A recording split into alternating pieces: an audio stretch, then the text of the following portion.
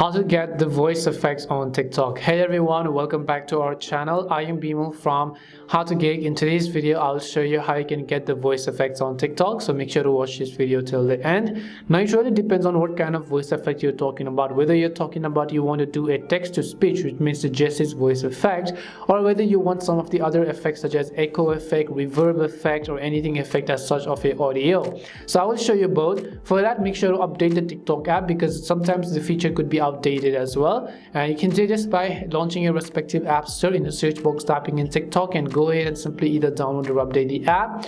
Once you update the app, now just go ahead and launch the TikTok app. Now in order to get the voice effect, first I'll tap on the plus icon. I'll record a random video on this at least 7 or 10 seconds. Once I record a random video, choose the check button over here.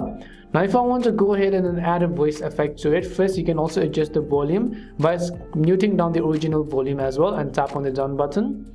Now if you want to actually get some effects, tap on the audio editing button over here and you can see some of the effects of voice such as chipmunk, baritone, mic, megaphone, robot, battery, shake, electronic, echo, synth, elf, giant, and so on. You can see multiple of these, and you can also use any of these effects that you want on the voice on this video and replace the original sound with recording.